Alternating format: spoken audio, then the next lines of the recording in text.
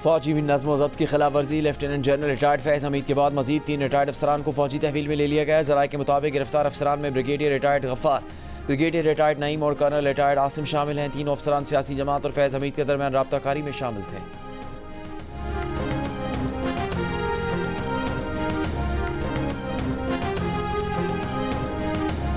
General फैज़ हमीद हमारा असासा थे, उन्हें ज़ाया कर दिया गया। फैज़ हमीद को नहीं हटाना चाहिए था, वो तालिबान और अफगान हुकूमत के साथ एंगेज थे।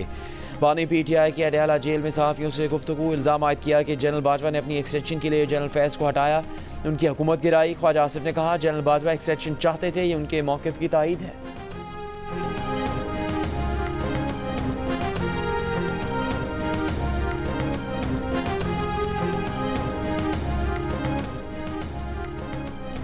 जनरल रिटायर्ड फैज़ हमीद के इक़दाम में बानी PTI की ख्वाहिश शामिल थी। तहरीक अदम एतमाद के वक्त भी फैज़ हमीद बानी PTI से राबते में थे।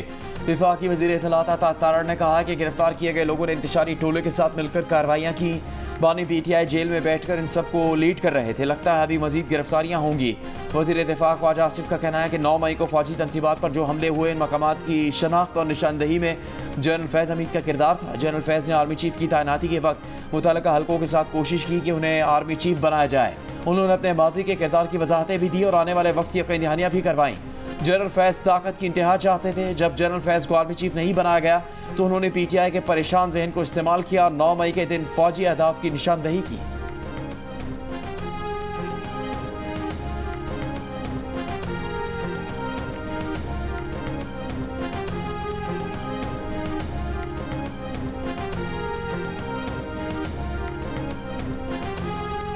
दुश्मन अनासर की जाली खबरों और प्रोपेगेंडे के घिनौने खतरे से खबरदार रहना होगा। ये प्रोपेगेंडा अवाम और मुसल्लह अफवाज के दरमियान ताल्लुकात को कमज़ोर करने के लिए किया जाता है।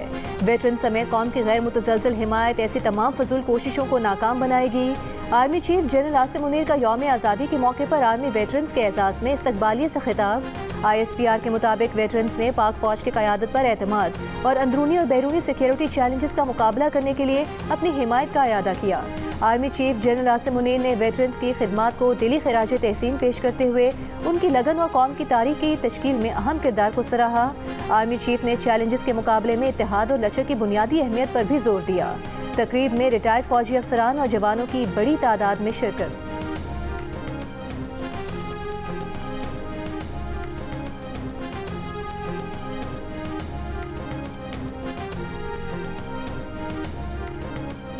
अवाम को महंगाई, खासतौर पर बिजली के महंगे बिलों में रिलीफ देने पर गौर। मुस्लिम लीग नून के सदर नवाज शरीफ ने कहा कि बिजली के महंगे बिल अवाम के लिए नाकाबिल बर्दाश्त हैं। PTI की लाई तबाही महंगाई और महंगे बिल लाई। अवाम हुकूमत से रिलीफ की तवक्को करते हैं। नून लीग के मशावरती इजलास से खिताब में नवाज शरीफ ने कहा कि नून लीग की हुकूमत की सलाहियतों का इम्तिहान है। मुश्किल तरीन हालात में अवाम को रिलीफ कैसे देना है, मुल्क को डिफॉल्ट से बचाना और मुआशी इस्तेहकाम वापस लाने के लिए सियासी कुर्बानी आपकी हुब्बुल वतनी का सबूत है। अब अवाम को डिफॉल्ट से बचाना भी हमारा बड़ा इम्तिहान है।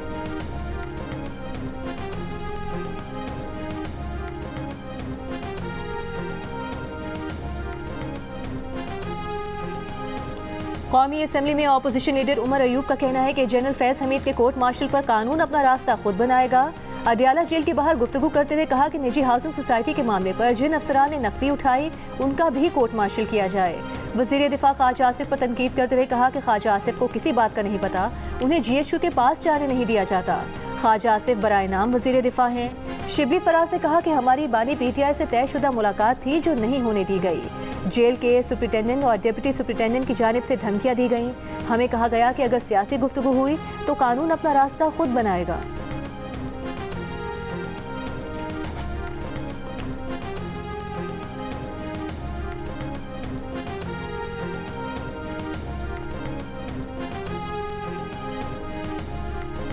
क्या ये दुरुस्त है कि जनरल बाजवा साहब जो हैं वो आपके सामने भी मार्शला की बातें करते थे, धमकियां देते थे, मैं मार्शला लगा दूंगा? एक सिटिंग में उन्होंने जिसको कहते हैं इस तरफ भी इशारा किया, जो आप बात कर रहे हैं ये एग्जैक्टली ये भी इशारा किया कि मैं मार्शला लगा दूंगा। जी जी जी जी। साबिक army chief general retired Qamar Javed Bajwa ने मार्शल लॉ लगाने की धमकी दी थी। वज़ीर दिफा ख्वाजा आसिफ का प्रोग्राम कैपिटल टॉक में इंकिशाफ। कहा बाजवा ने मार्शल लॉ की बात अकेले उनके सामने ही नहीं बल्कि मजबे के बीच में भी की थी। प्रोग्राम के मेज़बान हामिद बी ने पूछा कि क्या मार्शल लॉ की धमकी पर जनरल बाजवा का एहतसाब नहीं होना चाहिए। ख्वाजा आसिफ ने जवाब दिया, वो कौन होते हैं बाजवा का एहतसाब करने वाले।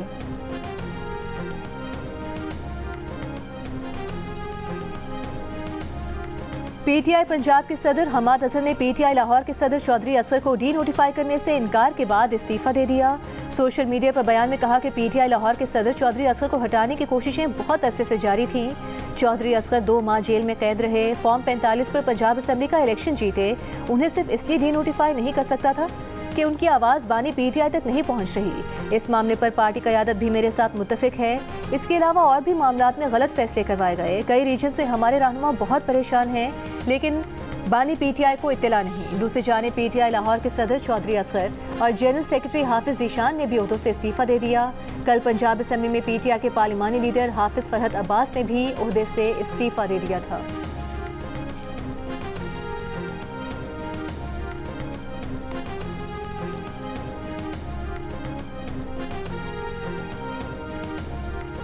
वज़ारत दाखिला को मांगला इसलिए चाहिए कि वो ई सेक्टर से भी महंगा मंसूबा बन जाएगा।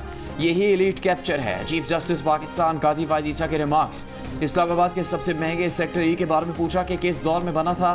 वकील ने बताया ज़िया दौर में बना था। चीफ जस्टिस से कहा बस हुक्म आ गया होगा, फिर किसी ने देखा ही नहीं ये कानूनी है या नहीं। चीफ जस्टिस पाकिस्तान काजी फायज ईसा के मागला हिल्स में कमर्शियल सरगर्मियों से मुतालिक केस में रिमार्क्स। पूछा क्या वज़ारत दाखिला वज़ीर आज़म ऑफिस से भी ज़्यादा ताकतवर है। वाइल्ड लाइफ बोर्ड को वज़ारत दाखिला के मातहत क्यों किया गया। अदलिया मुखालिफ मुहिम चलाने पर रेस्टोरेंट के मालिक लुकमान अली अफजल को तौहीन अदालत का नोटिस जारी। सुप्रीम कोर्ट ने करार दिया कि अदालत में फरीकैन ने रजामंदी जाहिर की थी कि नेशनल पार्क एरिया से रेस्टोरेंट्स मुंतकिल कर देंगे। हुकूमत ने वाइल्ड लाइफ मैनेजमेंट बोर्ड को वज़ारत दाखिला के सुपुर्द करने का नोटिफिकेशन वापस ले लिया।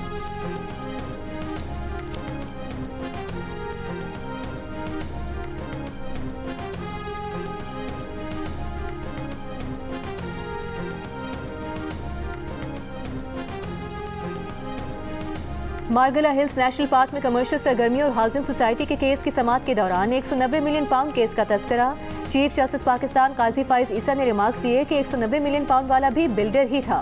बिल्डर के खिलाफ कोई खबर नहीं चलेगी। हमने हुक्म दिया तो अदालत को गालियां दी गई। हमने तो सिर्फ अवाम का पैसा वापस भेजने का हुक्म दिया। ऐसे माफिया से मुकाबले के लिए हमारे पास कोई मीडिया टीम नहीं। फौरन हुकूमत ने पैसा वापस किया, हमने उसी शख्स को लौटा दिया। मुस्तकबिल में वो मुल्क क्या सोचेगा, इनको पैसा दो, ये वापस उसी शख्स को दे देते हैं। सिंध में भी इस केस को दबा दिया गया। पैसे का मामला है लेकिन कोई एहतसाब नहीं। वज़ीर आला सिंध सैयद मुराद अली शाह ने अरशद नदीम को 50 मिलियन रुपए का चेक इनाम में दिया। वज़ीर आला सिंध ने अरशद नदीम को सिंधी सकाफती तहाइफ, अजरक, टोपी और शील्ड भी दी। वज़ीर बल्दियात सईद गनी ने शहर कराची में सड़क का नाम अरशद नदीम रखने का ऐलान किया। वज़ीर आला सिंध ने एथलेटिक्स अकेडमी कायम करने का भी ऐलान किया। गवर्नर सिंध कामरान टिसोरी ने ओलंपियन अरशद नदीम के हमरा प्रेस कॉन्फ्रेंस की। गवर्नर सिंध ने कहा कि अरशद नदीम ने कौम का सर फख्र से बुलंद किया। अरशद नदीम का कहना है कि कराची के अवाम की मोहब्बत बयान करने के लिए अल्फाज नहीं, यही मोहब्बतें प्लेयर्स को आगे बढ़ने में मदद देती हैं। अवाम को देखकर दिल कर रहा था कि अभी जेवलिन लूँ और वर्ल्ड रिकॉर्ड बना दूँ। उनका कहना था कि वो फिट रहे तो 2032 के ओलंपिक्स गेम्स में भी पाकिस्तान की नुमाइंदगी करेंगे। अरशद नदीम ने मज़ार कायद पर हाजिरी भी दी।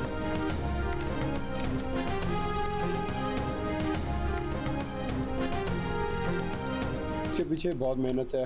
2012 से लेकर फिर मैंने 2015 में वापडा अलास्का ज्वाइन की, तब से लेकर अल्हम्दुलिल्लाह मेहनत की है। जेवलिन जो है ये एक ऐसा इवेंट है, इसके लिए आपको मुकम्मल जो ना वो फिट होना पड़ता है। जो आपकी टेक्निक है वो इसमें ज़्यादा मैटर करती है। अल्लाह पाक मुझे से तंदुरुस्ती दे और फिट रहूँ। इंशाल्लाह 2032 वाली भी इंशाल्लाह खेलूँगा और उसमें भी यही है कि इंशाल्लाह मैं मेडल जीतूँगा। पेरिस ओलंपिक्स के गोल्ड मेडलिस्ट अरशद नदीम ने जियो से खुसूसी गुफ्तगू में कहा कि गोल्ड मेडल और रिकॉर्ड थ्रो के पीछे बहुत मेहनत है। 2012 से सिर्फ मेहनत की जिसका फल मिला है।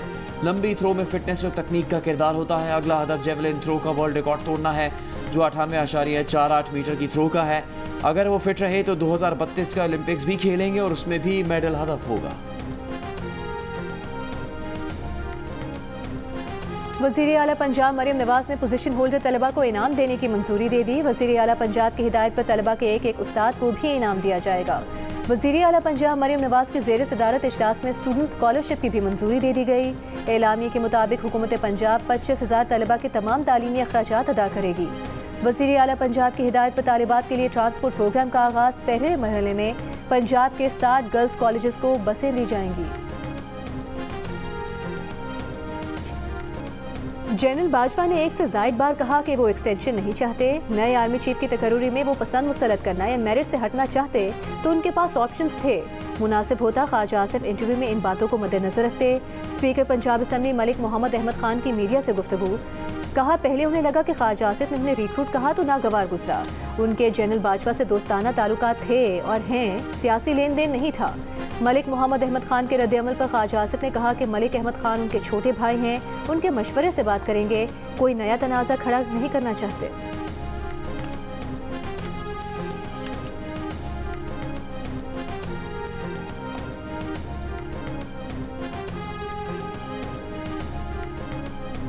नौ मई के वाक़यात में मुलविस तमाम लोगों के खिलाफ घेरा तंग किया जा रहा है। वज़ीर इत्तलात सिंध शर्जील मेमन ने कहा, कुछ लोगों ने ओहदों की लालच में मुल्क की सालमियत को नहीं देखा। हालिया गिरफ्तारियों से साबित होता है कि इन साजिशों के पीछे PTI की क़यादत और सहूलतकार शामिल थे। इत्तलात है कि इन गिरफ्तारियों के ताने बाने सानहा 9 मई तक जा रहे हैं। लोग आहिस्ता आहिस्ता बेनकाब हो रहे हैं। PTI इसमें शामिल थी, दूसरे इसमें सहूलतकार थे।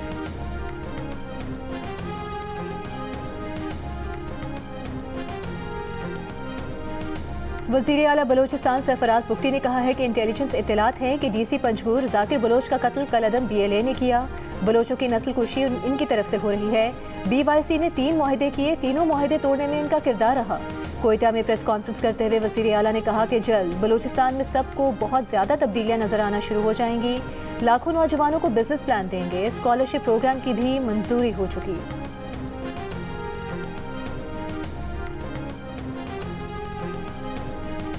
बुशरा बीबी से सानहा 9 मई के मुकदमात में तफ्तीश का पहला मरहला मुकम्मल। पुलिस की 6 रुकनी तफ्तीशी टीम ने 30 मिनट तक बुशरा बीबी से तफ्तीश की।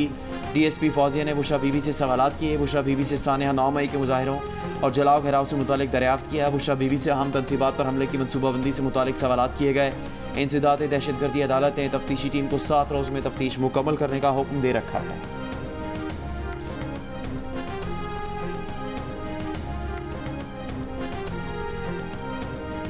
साबिक चीफ जस्टिस साकिब निसार ने कहा है कि वो अपनी तयशुदा मसरूफियात के तहत 7 अगस्त को लंदन पहुंचे थे। लंदन में जियो न्यूज़ से खुसूसी गुफ्तगू में साकिब निसार ने कहा कि 2 हफ्तों के बाद वतन वापसी होगी। पाकिस्तान के मौजूदा हालात से उनका कोई ताल्लुक नहीं। हुकूमत अगर इसे जबरी गुमशुदगी का केस कहती है तो देखें कि ये किसके कहने पर हुआ। हुकूमत को इस मामले पर अगवाकारों के साथ बैठने की ज़रूरत है। विफाकी हुकूमत का मतलब वज़ीर आज़म और विफाकी काबीना है और जिम्मेदारी आखिरकार एग्जीक्यूटिव हेड पर आती है। इस्लामाबाद हाई कोर्ट के जस्टिस मियां गुल हसन का एडिशनल अटॉर्नी जनरल से मुकालमा।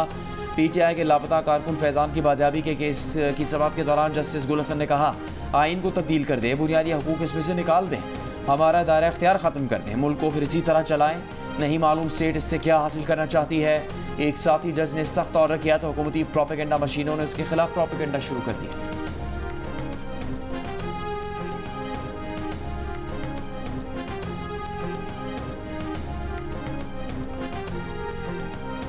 £190 मिलियन रेफरेंस की समाअत के दौरान बुशरा बीबी ने अदालत को बताया कि नैब ने नए तोशाखाना केस में उन्हें सवालनामा दिया था। जेल हुकाम उनके कमरे से सारे कागजात उठा कर ले गए। नैब वाले फिर कहते हैं कि ये शामिल तफ्तीश नहीं हो रहे।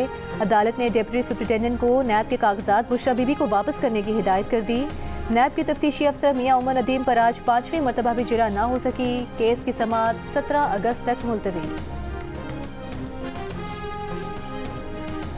विफाकी वज़ीर दाखिला मोहसिन नकवी की बरतानिया के वज़ीर मुमलिकत बराए ख़ारजा अमूर हामिश फाखनर से मुलाकात। 2 तरफ़ा ताल्लुकात के फ़रोग़ पर तबादला ख़याल, ख़त्ते में पायदार अमन इस्तेहकाम और दहशतगर्दी के नासूर से निमटने के हवाले से भी गुफ्तगू हुई।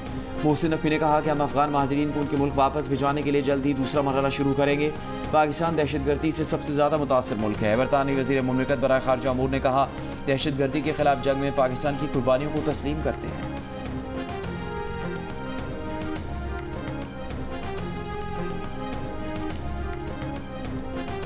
नारोवाल, शकरगढ़, जेहलम समेत पंजाब के मुख्तलिफ शहरों में मूसलाधार बारिश। नशेबी इलाके ज़ेरे आब। नाराबई में सैलाबी सूरत हाल से सकमाल कॉजवे ज़ेरे आब। आबी कटाव से सरहदी देहात का शहर से ज़मीनी रास्ता मुनक़ता। दादू में मोरो पुल के मुकाम पर दरियाए सिंध में पानी की सतह में इजाफा। सैलाबी पानी लाड़काना सेवन की हिफाजती पुश्तों से टकरा गया। मुतादिद देहात सैलाबी पानी के घेरे में आ गए। राबता सड़कें, खड़ी फसलें ज़ेरे आब। खैरपुर नातन शाह में सेम नाले में शिगाफ पड़ने से फसलें ज़ेरे आब आ गईं। बॉयज़ प्राइमरी स्कूल हाफिज खुशी मोहम्मद में बारिश का पानी अब तक मौजूद। तलबा का एहतजाज। शहीद बेनज़ीराबाद के 15 से ज़ायद गाँव में सैलाबी पानी दाखिल हो गया।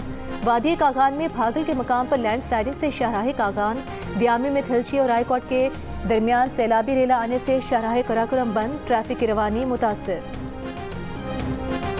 पाकिस्तान में इंटरनेट फायरवॉल के नफाज पर पाकिस्तान सॉफ्टवेयर हाउसेस एसोसिएशन ने सख्त तहफ़्फ़ुज़ात का ऐलान कर दिया। एसोसिएशन की जानिब से जारी बयान में कहा गया है कि पाकिस्तान में इंटरनेट फायरवॉल से मईशत को $30 करोड़ का नुकसान हो सकता है। इंटरनेट की सुस्त रवी, VPN खराब कारकर्दगी कारोबार के बड़े नुकसान का सबब बनी। ये रुकावटें महज तकलीफ नहीं, सनती तरक्की पर बराह रास्त हमला है।